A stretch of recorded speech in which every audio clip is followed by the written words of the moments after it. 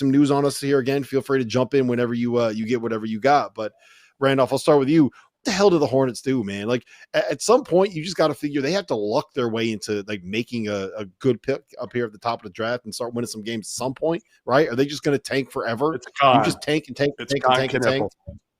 Kon Knueppel number 4. There you go. Randolph, say your piece, man. Go ahead. I'm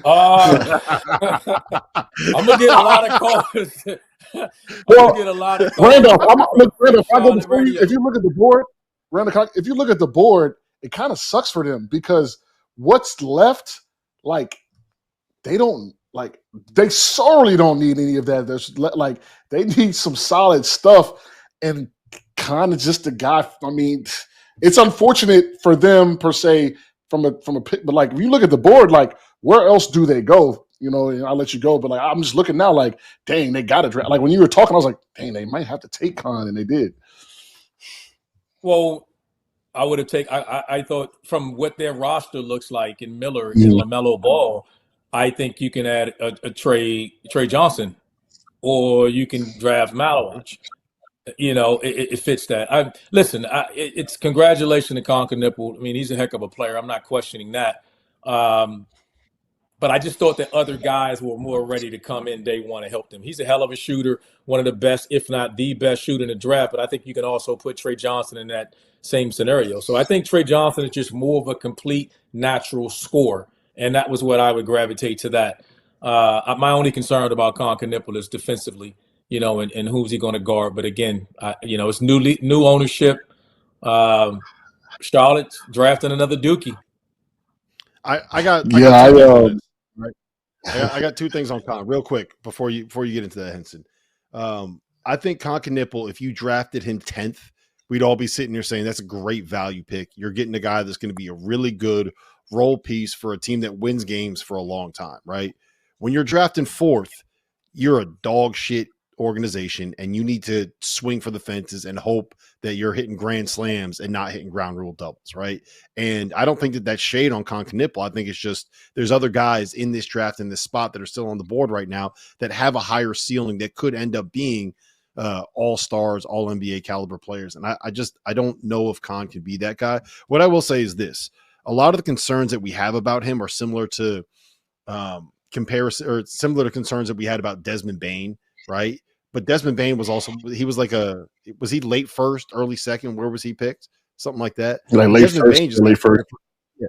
And Desmond Bane just got traded for 4 first-round picks. So I don't think that this is necessarily a bad pick. And at some point, you kind of just have to take who you think works with what you have. But if you're the Hornets and you won, what they win, 19 games last season, and you're sitting here saying, all right, the way that we're going to change our franchise is by drafting Kon Knueppel, I don't know if that is he's not the franchise-changing talent. He'll be a good piece, and I think he fits really well next to Brandon Miller or LaMelo Ball. I just would have liked it more if it was the 8th or 9th pick, if that makes sense. Well, you have your franchise-chasing guys, right, in LaMelo and Brandon Miller. So, you know, I think this is just a pick of, look, we got to get someone that fits a need, that fits a role, that can win, help us win. Like I said, we've been bad for so long. We got to start filling out this roster with capable players. And I kind of like to think about my draft. The Kings had the 4th pick. They called me and said, we would draft you, but 4th is too high for you. And they picked Thomas Robinson. And so some teams may do that. But like I said, in hindsight, right, that's not the right thing to do. They probably should have drafted me, right? So, you know, the Hornets. I love that you got a checklist, Henson. You know all these teams that did not. Hey, Rob, he was holding on to that one. He basically those guys. But I'm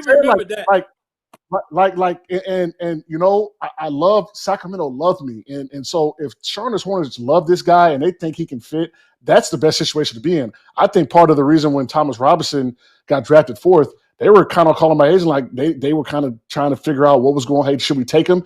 And ultimately said, hey, like that's too high for him. We're going to put that pressure onto him.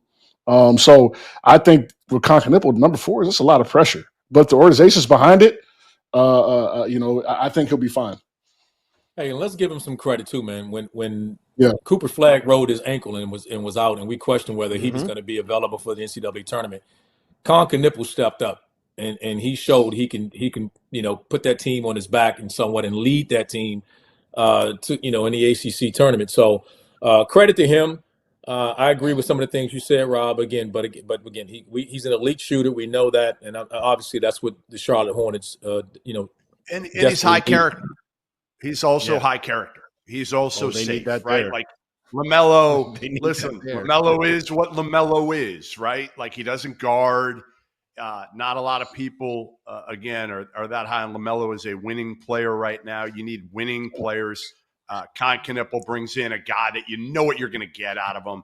And at the highest end, again, I'm not saying he's going to be this guy, but you're hoping he could be like a poor man's like Klay Thompson.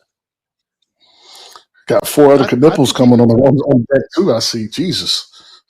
Yeah, I think he can. I'm not sure I love the Klay Thompson comp. I just think Kon's going to be a guy that's going to be a really, really good role player for a long time. And I don't think it's a horrible pick. I just think it's one where Charlotte might have been able to maybe trade back in the draft a little bit. Number 5, Utah's on the